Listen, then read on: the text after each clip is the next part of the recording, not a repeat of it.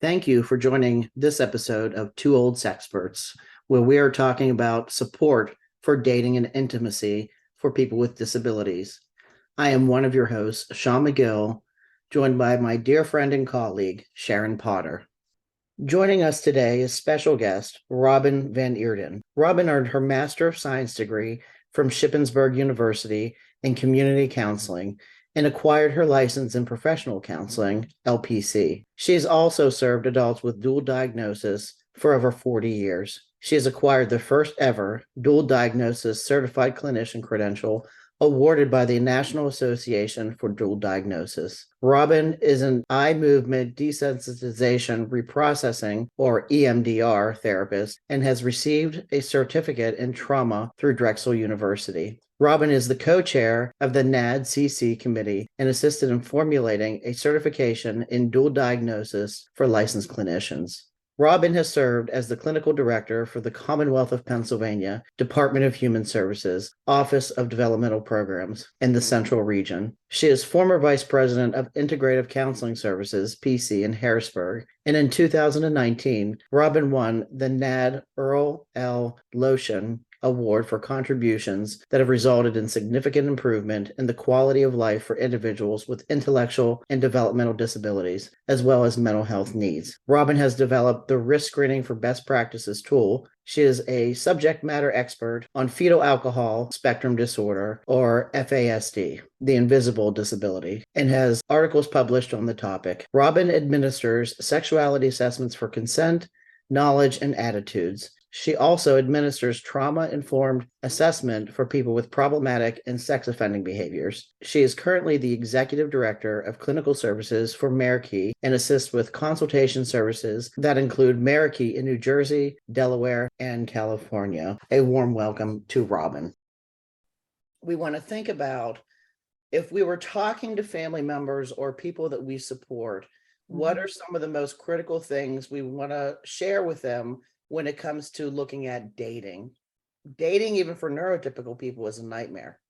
For me, the number one thing is consent. The things that I notice the most is there's not enough education on how relationships begin and how relationships end. I think those are two of the biggest things I've ever noticed that are missing out of everything. And Shawn, I'm a therapist, and so I've worked a lot in this area. And as I've been trying to build up a curriculum, I've noticed that there's just so many things that have been missed, but that's one of them.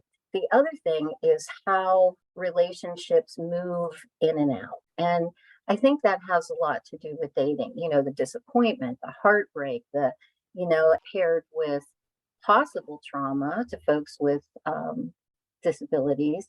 And that also paired with just, I don't want to say deprivation, but it is deprivation of social interaction, that when they get somebody or they want someone so bad that when that may end, just the heartbreak and disappointment, and then all the shatter that comes after that. So I think one of the most important things is to prepare adolescents and the adults that I work with for how that works, because I think it's something that many have missed. And I think the same rule applies for those of us who consider ourselves neurotypical, coming off a 4-year relationship, and it's been off and on. The heartbreak feeling is so deep, but I wear it because I have to, because people are still interacting with me. But it's deep, and if you didn't have the support or the know-how to sort of. And I think culture, Sharon has taught me a lot about culture. The first talk I've ever heard her say was talking about, different cultures, different religions, different those types of things. And I can only speak for myself. But in my day, you got married, you had children. And if you didn't do that, or if you lived with someone, it was like you were going to, there was going to be some repercussions, right? Either in this world or the next. Yeah. And I think because of, and being transparent, but because of that type of thinking, that there weren't options like abstinence or any of those other options for me, I probably made a really a few pretty large mistakes that interrupted my life, and because of that type of thinking. So the other thing I always say is let's look at strength, and let's look, of course, and this is an old adage by now, but what does the person really want? It's okay to be single. It's okay to be married. It's okay to do what you want as long as we are promoting cause no harm and safe. And I Yeah, think and Sharon, you're kind of like my own American Idol. And I chuckle because, here you are just turning 80, and you, in my eyes, were the real American Brady Bunch, the biracial Brady Bunch. And, I think your experiences can teach us so much about love. Yeah. Sometimes I forget about that 1975 blending a family with 6 children under 9, biracial in Scranton was quite something. But there was no way we couldn't have done that. We felt so strongly about each other and about moving forward. But when I think about the people we support, I mean, so often families and sometimes other people who support them, in an effort to protect them, are making them more vulnerable. Don't give them any sex education. They won't understand it. They won't be able to understand it. Well, you can always find a way to help people understand. You just break it down, ask questions, get answers, have a conversation. And yes, they can understand it. Or they'll say, I don't want them to have that information because then they might want to do it. Well, whether they have the information or not, they're probably going to want to do it if they're adults. They have adult bodies, and part of that is our sexuality. I also am really concerned about former trauma, and Robin mentioned that a little bit earlier. I did work with a couple who wanted to get married, eventually did, but I looked at both of their histories, met with them separately. She had a horrendous history of trauma that she never told him about. The reason they called me in was they were trying to get some private time for this couple to have an intimate interaction. In talking to her, found out she had a child at 14. She had been raped. It was just a terrible early history. But he didn't know. So got her permission to meet with both of them and her permission to talk about her history. And what I said to both of them was, when you are together for the first time, and he might touch your body in a certain place in a certain way, and your body is going to react to that. And you're going to, because of the trauma that you had before. And, it was so interesting because I think it was such a simple conversation. And he then understood, and she then understood, and they eventually got married, and it was fine. But nobody wants to talk about it. So, we set people up for not only failure in relationships, but, more trauma. I tend to be pretty conservative when it comes to relationships and making sure, we do assessment on people that really want to have those, relationships, and what does that look like? And it's really important to me to know what they know. And what happens with that is once I do know where they're coming from, I think it sets them up for success, because if no one took that time, then people get hurt. And when I say conservative, even in therapy, there in our system, there are folks who think way over here, like it's everybody's right, and then way over here, protect everybody and don't even recognize that folks with disabilities are human beings, right? And have these sexual needs. So I really try to find that wise-minded balance with it. And I find that I love to talk to other therapists about it, because there are some that just will say, here's some condoms, have a great time, right? Exactly. I've lived it, and had a person who was dating and came in and said, this is the night, I'm so excited. And here it ended up, to make a long story short, she got very injured, despite the fact that she felt ready. And the other person was seeing someone different, another therapist, who basically that was it. And when because it was an incident then, of course, and he said, well, I didn't mean that. I just did what I saw on TV. Point is, as far as education about dating, And all of that for families and parents. And I talk to my family about it all the time because they have special needs children. It's just one of those things that have to be part of growing up. And it has to be an honest, transparent discussion, despite what people's beliefs and cultures are. That's fine too. I mean, however parents, and families want to do that, that's certainly up to them. But I think the education piece is tremendously important. Some people talk a lot about anatomy and nothing about dating. And what do you do on a date? And how do you ask someone out on a date? How do you know if you're in danger if you're on a date? Like, who do you call? What do you do? How do you make friends in a healthy way on the internet? That's a huge issue. And just to kind of back up a little bit, I hear a lot about these assessments, and we all do assessments looking at sexual consent. There are Absolutely. different areas of sexual consent, but I stress to people, assessments are not about a passing or a failing. Yeah. The assessments are about amplifying what education people need in order to help them safely navigate relationships and sexuality. And bringing into the mix the internet is a whole beast in itself when we're talking about dating. Absolutely. Again, we've come up with what I think is a really solid curriculum.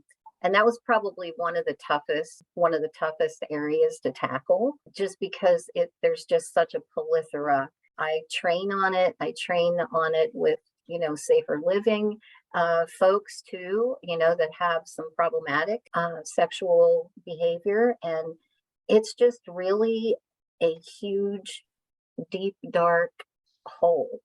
And I do mean that. I mean, because Google is one thing, but there are other folks that tell somebody about a URL and they just get curious and go in, and it could take them to, the deep web or the dark web, which absolutely exists. Yeah. So it's really important for people to know, if they get there, how the heck do they get out of there? And, all those really detailed things. My mom always said the devil's in the detail. Exactly. And I think we need to think a lot more about the detail. Yeah. On the other hand of that, when people aren't active enough socially and aren't learning skills, another great adage is, idle hands are troublemakers, right?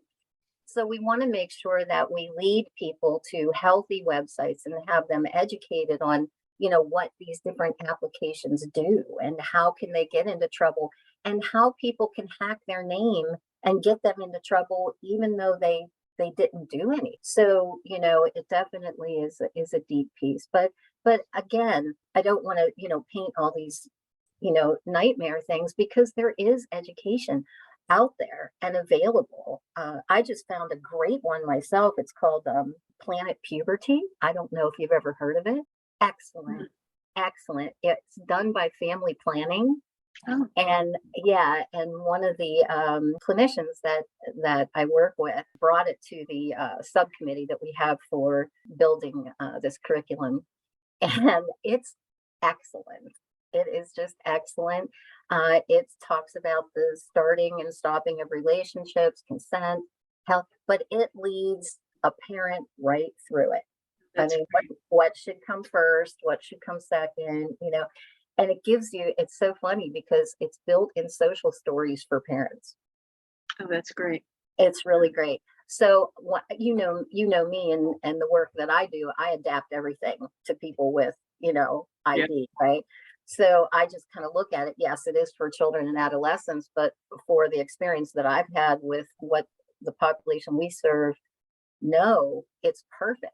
You just take out the child language, and it's great for adults as well. So there are many things out there. The Circles program has always been That's been good. Yeah. a great tried and true, using the red, yellow, green, blue, purple. Purple is me, the blue is family, green are safe people, yellow are people that are acquaintances, and the red people may not be dangerous, but they're strangers. And then what do people need to do that they would move out of your green into your yellow? And what would people need to do to get back from your red into your green? Right? So, I mean, it's always been tried and true. So those are so available out there. And I just don't think, that people talk about them or even know that they're there. Yeah, I think some of it though is becoming outdated. We're living in an electronic world, Oh and yeah. the younger generation that's coming up that we're now supporting, they only know the electronic world. Right. So we're at a time where it's critical to create new resources. And I became involved with a group called Social Wise. It's a virtual reality program where people are actually using social situations and using the VR headset to navigate almost like you would through a video game, but they're real life actors and actresses to help them navigate some of these social nuances and situations, which are critical skills for dating. Absolutely. How do you handle a dispute? How do you handle flirting? And creating these scenes and having them work through these things that people need to be aware of before they expect they're going to be successful in real life in these situations. It's interesting to me too that there's a very fine line between what people see on the internet or in movies and reality. We think that well, that's so bizarre, that's of course not true, but then we have people twerking all over the place and falling out of their clothing if there's any left on them. And and I don't mean that in a judgmental way about the people that do that, but I think they could be more positive role models. But I mean, how do you help people understand what's what? Because really isn't a whole lot of difference between what's on the internet and what's in the real world. And I remember something that we did a while ago. I still do it mainly when I'm working with agencies, but again, with people with disabilities, and it's a hi and goodbye friend and a best friend and a boyfriend, girlfriend, and a lover, that sort of thing. And then you have all these activities. Well, who would you fist bump with? Who would you hug? Who would you kiss on the cheek? Who would you, do you know where they live? Do you know when their birthday is? Have you been to their home? And all these things that when you really look at it, the people the best are probably the safest, not always, but it's a good way to help people understand. I mean, you don't hug the mailman, well, I mean, he's your uncle maybe, but you talk about that. You dig deep into it and talk about it. Right. And that's the key, Sharon, is talking and having those conversations. Absolutely. Yeah. I had a young man come in this week, brand new to me, and labeled problematic sexual behaviors because he's calling women bitches. And I'm sorry to say, I would say, well, are they? Well, we had to talk about that. I mean, you're talking about you don't like them, maybe, but that's what you should say. You shouldn't use that general term. Not a dog. He was using it because he said, well, when I watch the pornography, they're choking women, they're smacking them on the butts, and they're saying, bitch, do you want me? And I'm like, oh my. We gotta back up. Yeah. And it's rough for loved ones to compete with that because of such peer pressure, and it's passed around so much before one even knows it. I always tell folks and parents and families that I work with, I'm like, I'm so glad I'm not raising children now. Because to me it's like you said, I find myself trying to get inundated and be updated, but there are things that just fly out of my mouth that are absolutely outdated. But I think that is awareness as well, and I think it's really important. Like Sharon gave me these little boxes that she folded up, and they just can't come in little cubes, right? And it's a game, and I use them in therapy all the time. And she wrote different things. There were like people on one and places on another one and doing certain things on another one, right? And you'd throw them out there and you'd say, well, a man in the park is holding his penis or it's whatever that was. But and then you would go through and say, well, what do you think about that? Right? That's old school, definitely. but it's a great It still tool. works. Yeah. It still works. Yeah, I just discussed that yesterday. And I think on a former podcast, I may have mentioned that I was working with a woman who had a boyfriend, a consensual relationship. They broke up and he was really pressuring her. And I was meeting with her to help her, see if he was really your friend, he wouldn't be pressuring you. And so she was doing really well. And I had the little boxes. And if I'm working directly with the person, my name is on the box of people.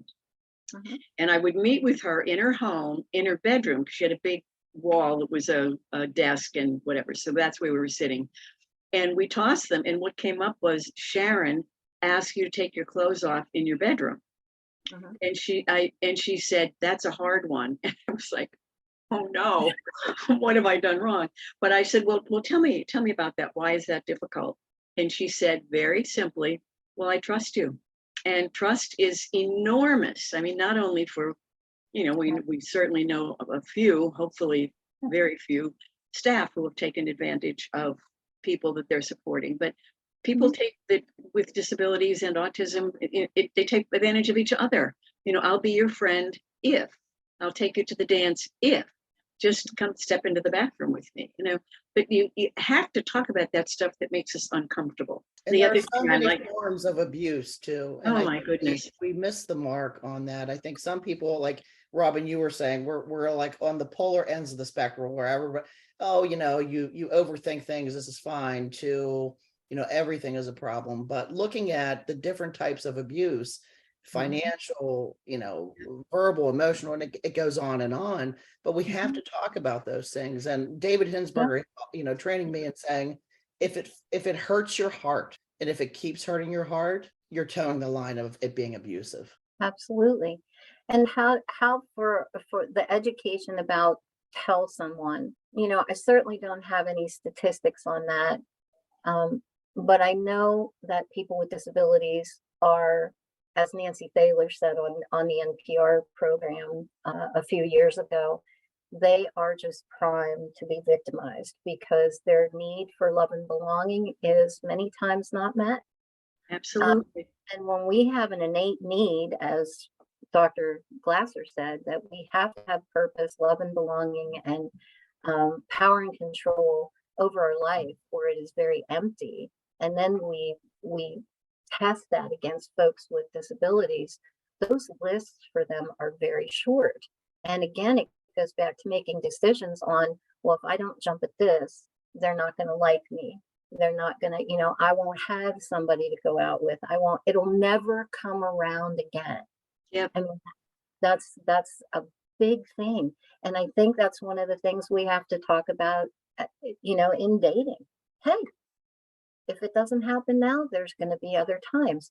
And then as far as people we support, getting them out, having them, and the one thing I wanted to back up about with technology, our system needs to bump it up, right? I mean, there are so many wonderful things that we can be using to keep people safe in situations where they can date. And, I mean, that all comes with a lot of things, like Shawn, you said about assessment, and, we need to know what they know so we can work on the things that they don't know, right? But technology is amazing these days. Everyone's using iPads. I mean, if someone doesn't have a way of communicating these days, I don't know what to say about that. I just don't, because I think I know for a while I was very afraid of technology, right? But I knew if I wanted to keep working, I had to learn it. And, everybody from my kids to my colleagues to my, I'd ask anybody I could about how it's used and help with it so I could learn, and stay in the game. And now, like what you said, Shawn, is so amazing. And we just need to learn how to use it to keep people safe and stop calling it restrictive.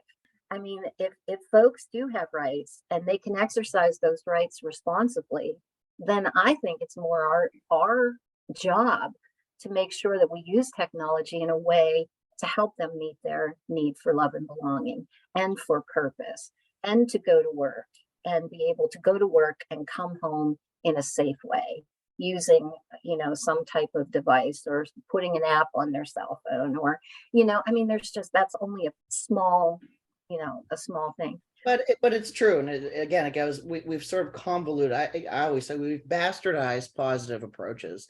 It doesn't mean you give someone everything that they want.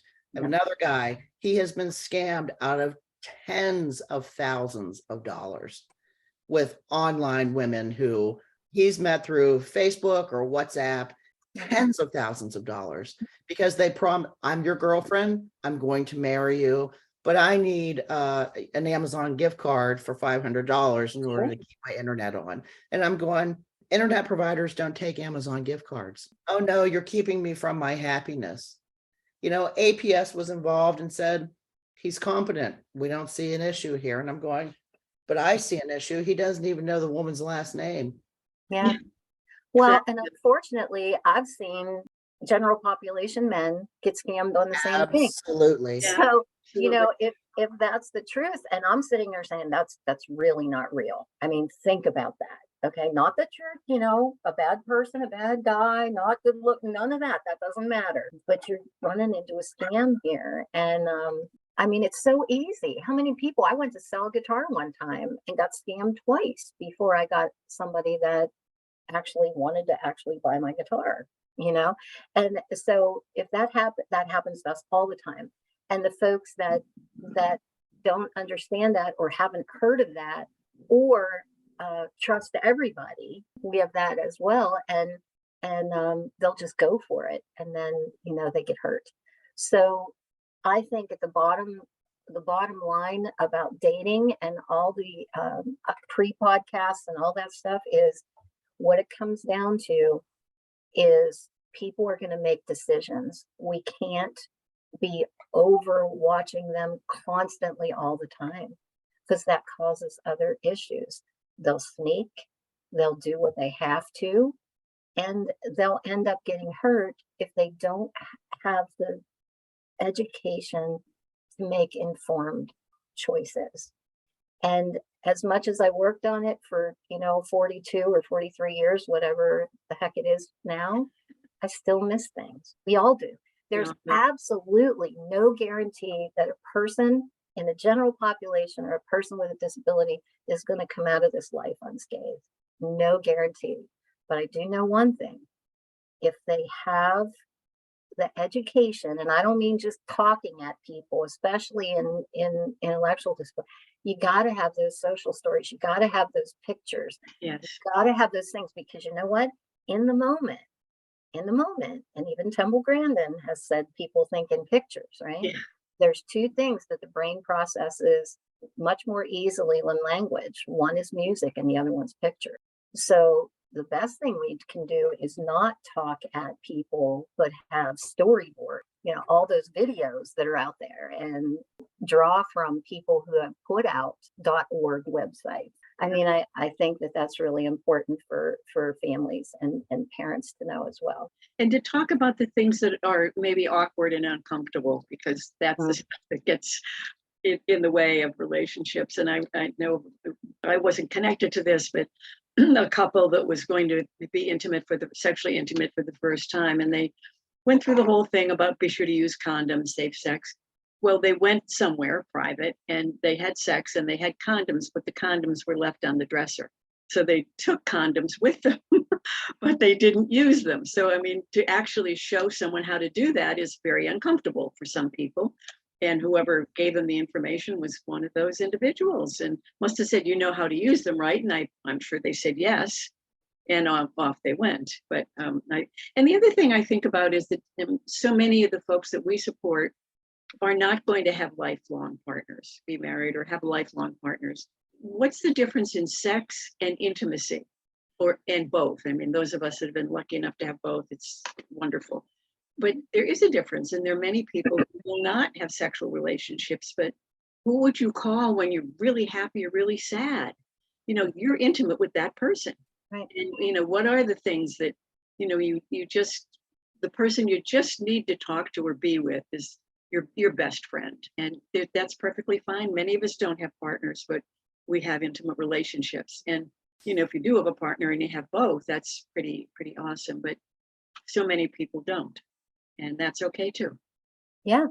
And as many times as I have assessed people, which is many times, the one question, I finally had a person in this past year, I reviewed an assessment and they finally knew what abstinence was. One person, nobody knows that there's a choice, and people with disabilities that I've assessed never pick abstinence. They don't know what it is. They think you have sex or you don't have sex. Right? Like there is no idea that at least the people that I've assessed that have the concept, just like Sharon says, that we can be intimate without having sex. Okay, or sexual intercourse, because you got to be careful with that too, because I've said sex to people. Exactly. And I get, what is sex? To you? Doing it. Kissing, What is doing it? Exactly. like, all these things, and I'm sure we could go down the list, but yeah, and the same with Shawn. I think I mentioned to you about sensuality versus sexuality. Yeah.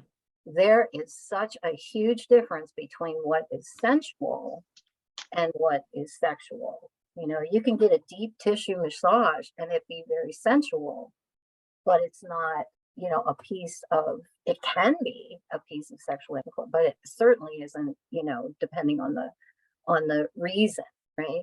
But those sensual things, noises, colors, certain types of music can be very sensual. It can lead into intimate relationships, but you can enjoy sensuality all by yourself. I think that's why that show, My Strange Sex Addiction, exists. I mean, I think my car is very sensual, but I certainly don't want to have a sexual relationship with it. Exactly. What kind of car do you have? I feel extremely great sometimes if I get a special dress or that fits my body just right, but it doesn't mean I'm going out of the house to go have sex in it. I mean, there are some people though, but just kind of leave them on an island. Yeah. We're not addressing that today, folks. Not the subject matter today. Yeah. But it just is that. And how often do you ever hear of a parent sitting down and talking about sensuality and the differences? I think we've come a long way in at least our state of Pennsylvania in regard to this. I think it's still an extremely important topic, all points of it. Boundaries, I think, when we talk about good touch and bad touch, but it has good pictures with it. So the boundary issues are just rampant. We have to teach boundaries, not just extinguishing it. And you had mentioned Dave Hinsberger, right? And this is one of the things I had written down. I really think it's important to say. He was such a wonderful man. And again, one of my mentors, as Sharon and Shawn, you certainly are a big part of that. But what he said, I went to him with a question one time and I said, Dave, I'm really struggling with how to get this point of sexuality, and what people want. And it always seems like the parents are the problem. And I know in my heart that parents are not the problem. And he looked at me and he said, Robin, here's what you need to think. And I said, what's that? And he said, think about it this way. If someone's just absolutely sheltering someone, that they're not allowing expression, or, they're just not comfortable with the topics, teach the person words that they can talk to their. That's where the problem is. We don't teach people how to talk about their sexuality to their parents. I worked with a person after that. I worked with him for a year, and I'll never forget it, because he kept saying about his parents and what he wanted. And I took Dave's advice and I just kept practicing with him. What would you say if you had the chance? What would you say? And then he would tell me, and I said, okay, and what's the best thing that could happen? And what's the worst thing that could happen, right? And we talked about that.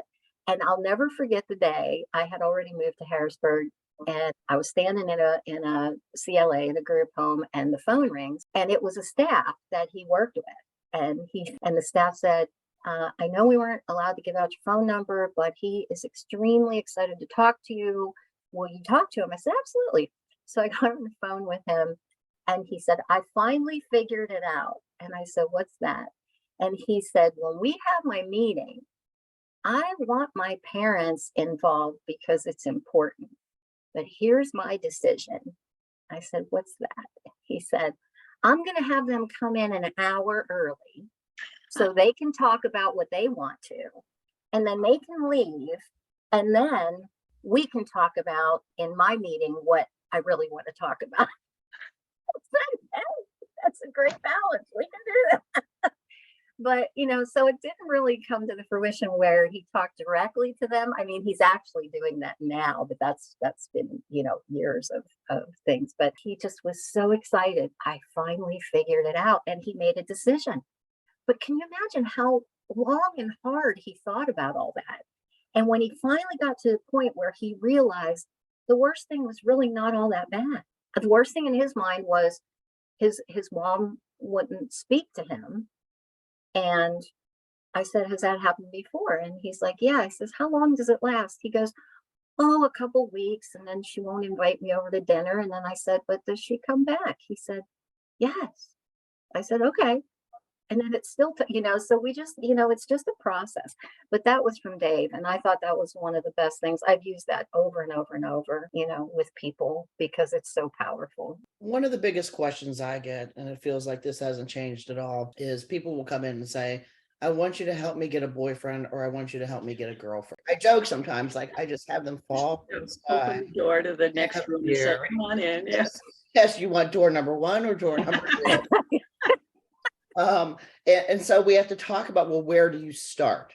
Where do you start in terms of the opportunity? So Sharon, what would you say in terms of where's the opportunity and where do you begin? I continue to be impressed at what some agencies are doing, even double dating, which is so cool. Someone's interested in somebody else and they're kind of awkward and shy. Well, let's go to a movie, let's go to a play, whatever. And I think that really works beautifully. But I think it's the conversations that are, and Robin has, talked about that. And it's just so important to see what the person understands, and then what they don't understand, help them to understand it, and I've just seen it over and over and over. So getting to consent, and so I use the VSCAT, and it's a consent document that helps you find consent, but I find it very helpful in what people know and don't know. Even if I know it's consensual, I just want to know, like, there are situations like, what would you do if, if you're in a room and this happens, what do you think is going on? And, and it gives you a good idea of what the person understands and is capable of, and you can kind of fill in those parts. But I mean, I know we've all probably had the experience where someone says, I have a boyfriend. Well, that's nice. Tell me about them. Well, I don't know his name yet. And that's, that, but for them, the person smiled at them and they know them, they see them in once a week or something, but to talk more about it and to make arrangements so they can be together and see where that goes and support them in a very simple way right from the beginning. I'm not convinced the internet is the way to go. I still think it's the opportunity and creating opportunities that's going to give you some chance to at least meet and make those connections. Sure. Yeah, I mean, we talked in another program about 2 different men, different situations, but both were arrested for kiddie porn and went to jail. And we managed to get them out, but they both were on the spectrum, and they both were really awkward socially. And they were watching adult pornography, which is legal, whatever. And they then slipped into the kiddie stuff. And police went to the house, broke down their door, took their computers. It was very, very traumatic. But in talking to them, they both said, I would never, ever hurt a child. I have a nephew or a niece, and I would never do that. I was just watching it. So when I explained to them that the more people who watch, the more films they have to make, so the more kids they have to get, and a kid can't give consent. So when they're having sex, involved in a sexual activity, they're being harmed. They were mortified, both of them, because nobody ever explained it. When we do assessments for risk for folks that have problematic sexual behavior or are engaging in illegal behavior, it's definitely a risk. Recently, there were a couple of risk screenings done, and sometimes things just are the way they are, and the template has been made, right? We know that. But what is sad about it is that gentleman said after his assessment and going through it, and then we also did the VisCat and the sociosexual knowledge and attitudes assessment. He said, why didn't anybody ever tell me this stuff? Exactly. I mean, so how much of and Shawn mentioned opportunity, right? So we all know about problems that happen because there is no opportunity. So we learn what we learn on, or people learn what they learn on a whim, right? And gets them in trouble like that, right? Right. I've had guys that their iPads have been shut down and locked down, and they didn't mean to do anything, and all the pop-ups that come up. And yeah, I mean, and we can go on and on about that. I mean, dating, these gentlemen that don't know or can't tell age. There's definitely yeah, a really difficult time that we're going through, that it is very hard to distinguish age. And when that happens, we have young men and on Megan's Law who are not offenders. yeah, Not offenders. exactly. And why? Because they didn't have the education. And now they're on a lifetime offender listing Yep. because, the age difference was too great. That's the end. And I always say it just depends on who the judge is in the Exactly. court that day. Some people say, well, they have a disability, they're not responsible. Other times it's like, forget it. They go to court, they, are found competent, they go on Megan's Law, and that's it. So there's really no consistency there. And I think that's another big problem with not supplying more than anatomy education. I work on age discrimination also. Start with discriminating child from teenager from adult. And using Google Images, we people watch, and I want you to be able to categorize that first. Once they've shown some mastery with that, we move on to trying to narrow the age a little bit. So you're taking environmental clues, you're taking clues based on how the person is dressed. And there's a mantra that we follow. When in doubt, stay out. That person is jailbait. Yeah. If they don't know, and I'll say too, sometimes I don't know. So if semblance of, I'm not sure, you stay away from the person, whether that's online or in person, because you don't want caught up in something that could bite you in the rear end then too.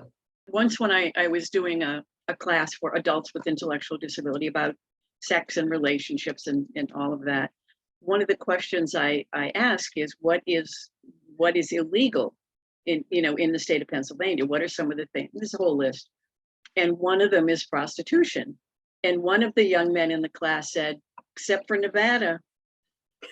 True. He knew, he knew exactly. If he could have gotten to Nevada, he would have been on a bus, I think. I had one guy, he was trying to save money to get, I said, dude, if you can save the money to get to Nevada to get a prostitute, I will cheer you on. But considering you can't save for anything but cigarettes and coffee, I'll wait to see what happens. Yeah, it's a journey, and those of us that have to dig in and ask the questions. I mean, at least we're doing it. But I met with a group yesterday, and I talked about the word inappropriate, and this one young, saying that's inappropriate, and it's not the word, it's the message. So this one young woman said, "Can you give me another word that I could use instead of inappropriate?" And I said, well, I can't give you a word, but if someone says something to you, instead of saying it's inappropriate, simply say, well, let's talk about that. And, this could happen, or that could happen, or someone could feel this way, or dig under it and have a conversation. You don't have to say, it's just like saying shame on you, or you're bad, or whatever. So, but it was interesting because she really didn't know what else to say, because she said it so often. And even in my PowerPoint yesterday, there was the word inappropriate. I used it myself. Oh, Sharon. But it wasn't about anything that mattered.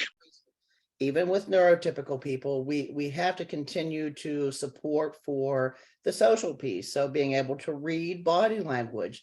So one of the things that we do is we play emotion charades so that the participants can gauge how a person is feeling or what they may be thinking based on just their body language. People love it. So I'm usually the actor. And then we advance on into, if you see this person doing something like this, how would you respond to try to change it? So we're kind of practicing and reviewing some of those social situations, but it's teaching people to read body language too. I mean, if you're on a date and a person is showing they're absolutely bored and not interested, you need to know what to do. Although I've been known to climb out a window on a date before just to escape. That's the truth. And I tell people that, and they said, is that really an option? I said, well, it is, but it can be a hard option, especially if the window is high. But just knowing how to respond and knowing how to speak up and stand up for yourself in the most respectful way. Well, and I think a sense of humor absolutely has to be had. I totally agree, Robin. I feel myself sometimes chuckling about these things, and someone that might listen to this might say, well, that's not funny. But here's the thing, it is serious. However, if it's all too serious, then it becomes serious and it becomes good, bad, and then it starts getting entrenched into a philosophy where we all know, I'm sure that every person, the last time I looked, I still think, other than some limited cloning, we're all conceived basically the same way. Our cells multiply basically all the same way.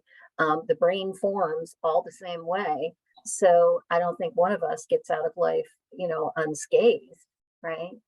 But to be able to have a balanced sense of humor about the subject really helps folks get through it.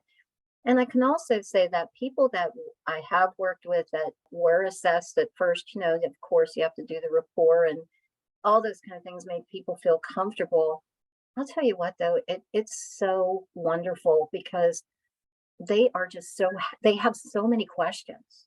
And of course, clinically, when you're assessing, you can't answer questions during an assessment. But I always promise them that I will answer any question that they have at the end of the assessment. And some of it involves trauma. And I do want to say that because I think more and more this is coming out really of all of a sudden it's a great idea. Now everybody's doing it, right? And I really get a little concerned about that because if someone is not trained to put back together someone who has been traumatized, this can also cause harm.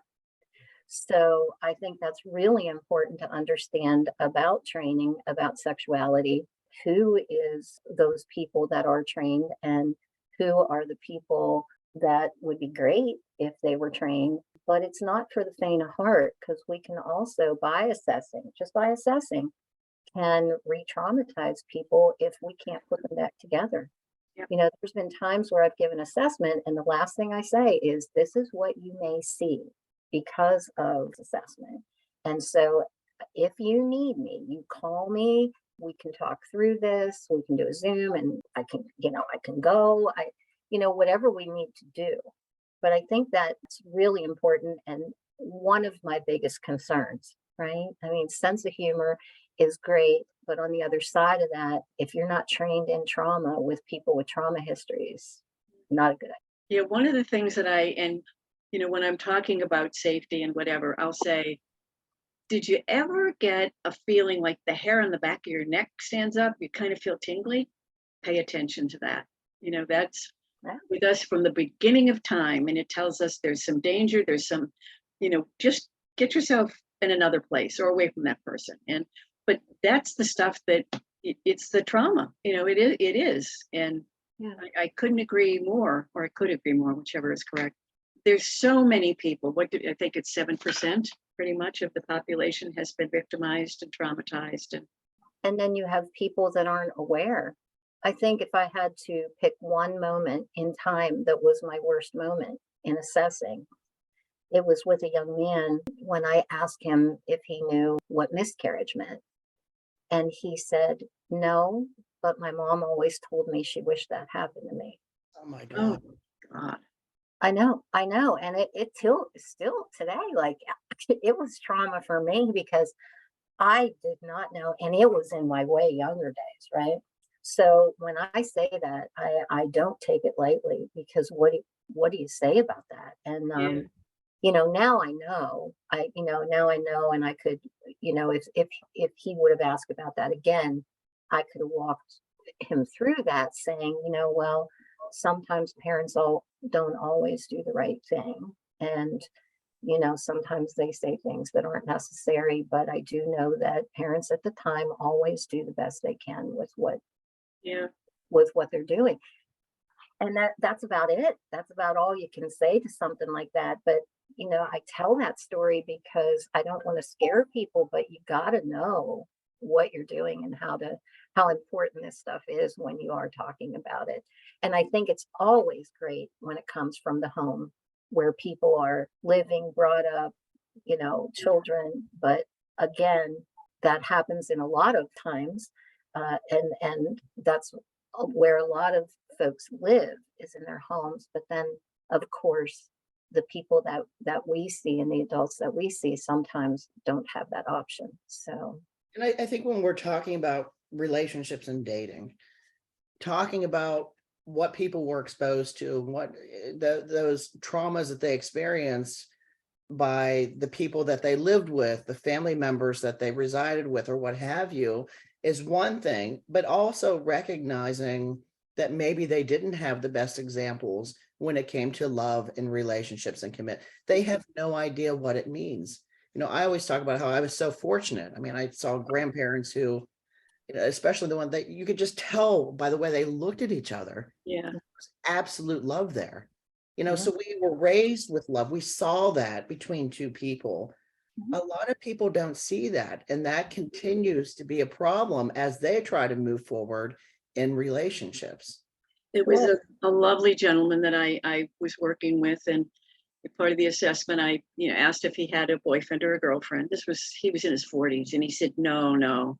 And I said, why not? And he said, my parents said it was because I was retarded, and that was it. He never even looked for a relationship, and he was perfectly capable of having one. But you're right. The messages that people get they're embedded. They really are, and it's just so sad when that happens, because his whole life was alone. It didn't need to be. And I'm wondering, in fact, I think I know that both of you have, sat down with the person that we're supporting and the family together to talk about some of these issues. And that's not an easy thing to do, but it's so important if the family is willing. And if someone wants to have a relationship or is in a relationship, and the family found out, and they want the other person is abusing them and take them away, and he doesn't understand, but to actually process all of that while you're supporting the person who can say, this is my friend, he's not hurting me, I want to be with this person, and I don't want to lose you, mom and dad. But those things are so tough to get to. They really are. They are. And Or I also have seen, though, a turn, which is it somewhat of a turn. I mean, everything takes a while to make that turn. But I've actually had some referrals that for assessments, because parents want their children to be able to have relationships, yeah. which kind of has only happened in the last couple of years, right? Because Yep. usually, assessment, this person is like having a problem, like it gets to the crisis notch before you can even. In the last couple of years, I can say that there have been some really wonderful relationships happening, and the assessments were only asked for because they just kind of wanted that validation. But it is hard. It's hard to talk about dating. I know more and more we're getting referrals for LGBTQ plus. All of us have to hone our skills as clinicians and make sure that we're providing what we need to do as clinicians, as educators, as whatever role we're playing. I think that's really important. And if there's anything that can hurt somebody the most, is not being able to have their own identity, be able to live their life the way they want to live. The most important thing that I got out of this today is that almost 46, yes, I'm still a baby, is You are. have the need for love We all have the need for belonging. We may or may not have the need at whatever age for sexual intimacy, but we need intimacy. Yep. We can't settle either. If something doesn't feel right in your heart, it's not right. That's right. But you need to continue to work on finding those people and those things that give you that sense of love and belonging too. Absolutely. I always think about it this way. There is a pile that we work from called love, and there's a pile that we work from called fear. And this was in the Book of Miracles. And when we work from the book of fear, when we work from the pile of fear, that usually doesn't turn out too well. And when we work from the pile of love, which is accountability, education, love itself, and compassion, instead of being afraid, unknowing, anxious, things go a whole lot better. And I think that's important to think about as we think about sexuality. I like that. Yep. And I just think, I mean, the term is getting old, but it will never be out of style. But we're all in this together.